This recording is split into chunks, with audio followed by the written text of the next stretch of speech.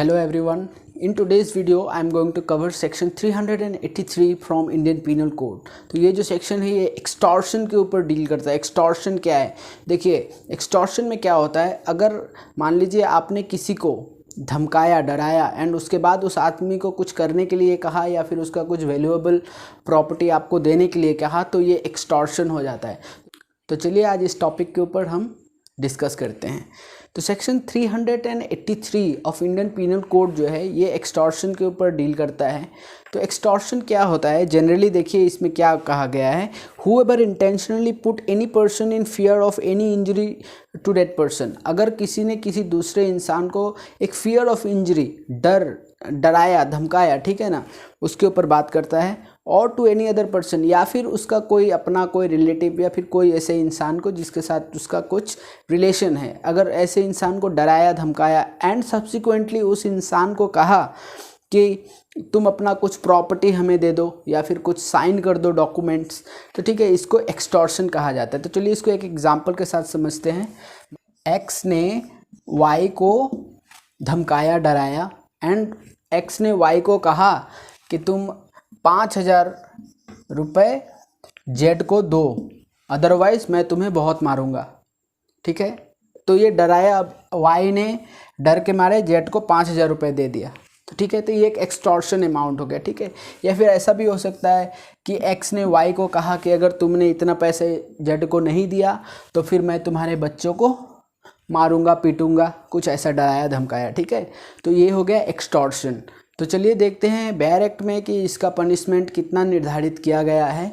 तो देखिए एक्सटॉर्शन में जनरली होता क्या है ना, इसमें डरा के धमका के कोई काम करवाया जाता है, तो ठीक है, तो उसी को एक्सटॉर्शन कहा जाता है कि अगर उसने ये काम नहीं किया तो ये वो कर देगा, ये कर देगा, ऐसा मतलब डराया जाता है इसमें, ठीक है। तो इसमें फियर ऑफ इंजरी ये ज़रूरी है, फियर ऑफ इंजरी, ठीक है ना। डराने वाला इंपॉर्टेंट नहीं है, डर इंपॉर्टेंट है। डराने वाला प्रेजेंट कब होना चाहिए वो हम रॉबरी में देखेंगे। अगर सेम चीज़ यही एक्सटॉर्शन में सिर्फ डराने वाला अगर एट द स्पॉट हो, उसी जगह पे प्रेजेंट हो, तो वो रॉबरी हो जाता है। तो हम अपने आने वाले वीडियोस में रॉबरी एंड डकैती को कवर करने वाले हैं, तो उस वीडियोस में हम देखेंगे कि इसमें रॉबरी होने के लिए क्या क्या इंग्रेडिएंट्स चाहिए, डकैती के लिए क्या क्या इंग्रेडिएंट्स चाहिए, तो वो सेक्शन हम डेफिनेटली कवर कर लेंगे हम आने वाले वीडियोस में, तो ठीक है।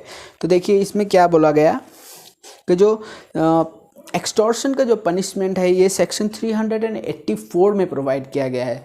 सेक्शन 384 किसके साथ डील करता है, पनिशमेंट ऑफ एक्सटॉर्शन, एंड इसका जो डेफिनेशन जो बताया गया है एक्सटॉर्शन किसे कहा जाता है वो सेक्शन 383। तो ये जो पनिशमेंट ऑफ एक्सटॉर्शन है ये मैक्सिमम 3 इयर्स तक का इम्प्रिजनमेंट हो सकता है। तो अब हम कुछ इम्पॉर्टेंट इलस्ट्रेशंस देखते हैं जो बेयर एक्ट में प्रोवाइड किया गया है। इलस्ट्रेशन सेक्शन 383 में देखिए इसमें क्या बताया है, A threatens to publish a defamatory libel concerning Z unless Z give him money. इसमें ए ने क्या किया, जेड को थ्रेटन किया कि मैं तुम्हारे अगेंस्ट में कुछ डिफेमेटरी पब्लिश कर दूंगा अगर तुमने मुझे पैसा नहीं दिया। यहाँ पे क्या हुआ, ए ने एक्सटॉर्शन कमिट किया जेड के अगेंस्ट में, ठीक है। उसके बाद का जो इलस्ट्रेशन है वो है, A threatens Z that he will keep Jed's child in wrongful confinement unless Jed will sign and deliver a promissory note binding Jed to pay certain amount of money, ठीक है। तो इसमें क्या हुआ कि मान लीजिए ए ने जेड को बताया कि अगर तुमने एक प्रोमिसरी नोट अगेंस्ट मेरे फेवर में इशू नहीं किया तो क्या होगा, इसमें ए क्या करेगा, जेड का जो चाइल्ड है उसको कन्फाइन कर लेगा, उसको रॉन्गफुल कन्फाइन कर लेगा, ठीक है ना। तो यहाँ पे क्या किया, ए ने जेड के अगेंस्ट में एक्सटॉर्शन कमिट किया।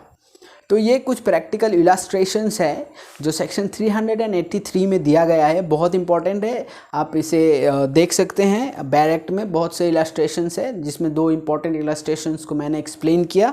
तो हमने देखा कि इसका जो पनिशमेंट है ये मैक्सिमम 3 इयर्स तक का है। ये कॉग्निजेबल ऑफेंस है, मतलब इस ऑफेंस को कमिट करने के बाद अगर पुलिस मान लीजिए अपराधी को अरेस्ट करना चाहे तो उसमें वारंट लेना नहीं है पुलिस को, विदाउट वारंट पुलिस अरेस्ट कर सकता है जो इसमें एक्सटॉर्शन में शामिल है, ठीक है। ये नॉन बेलेबल ऑफेंस है, इसको बेल नहीं मिल सकता, बट कोर्ट चाहे तो दे सकता है, बट नॉन बेलेबल ऑफेंस है ये, ठीक है। एंड ये ट्रायबल बाय मजिस्ट्रेट कोर्ट के द्वारा इसको ट्रायल किया जाएगा। तो चलिए आज के लिए इतना ही। उम्मीद करता हूँ आपको वीडियो पसंद आया। चैनल को सब्सक्राइब करें, वीडियो को लाइक करें, ज़्यादा से ज़्यादा शेयर करें। चलिए मिलते हैं बहुत जल्द नए एक वीडियो में।